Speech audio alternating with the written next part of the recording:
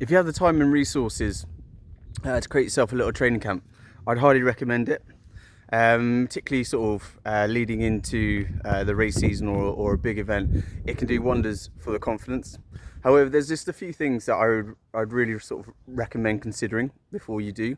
Firstly, make sure you're going into that training camp, that training week, training holiday, whatever you want to call it. Make sure you go into it fresh.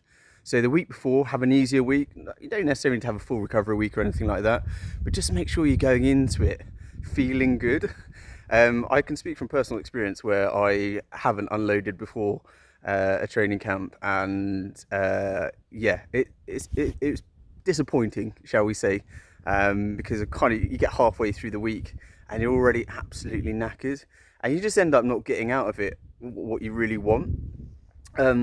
The other thing is be realistic as to what you're going to get out of it. So if you're maybe doing sort of 2-3 hour rides at a weekend, going and suddenly doing 5-6 hours every day, the chances of picking up an injury or developing chronic fatigue are pretty high. So just kind of be a bit reasonable about it. If you're getting like 1-2 long rides about a week, just doing a similar sort of distance, but doing it sort of 5-6 times in a week, that's really high quality volume, and frequency and consistency will always be sort of individual hit out, big volume sessions. So just be reasonable, and then also be reasonable in terms of kind of like the intensity.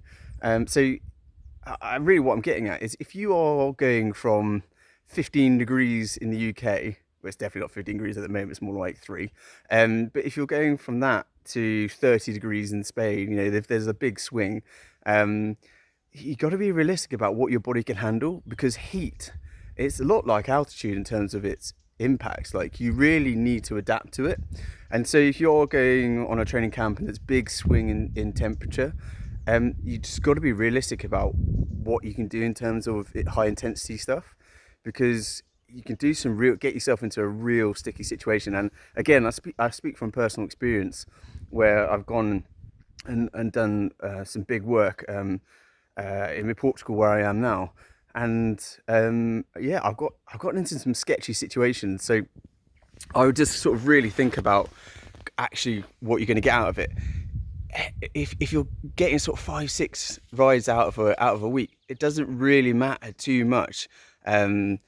It's still high quality work, and if you're looking to boost your kind of your base fitness, then it's going to be job done, really, even if you're not kind of doing mammoth rides just because you got the time.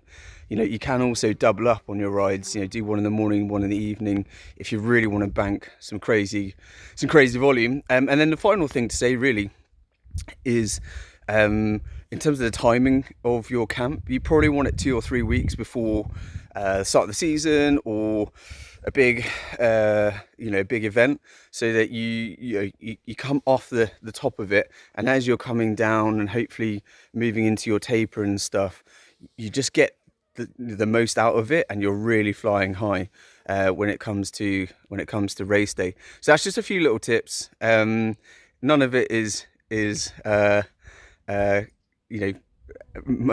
rocket science. It's just about kind of being a bit sensible about it, and just a bit reasonable about what you can put your body through. Okay.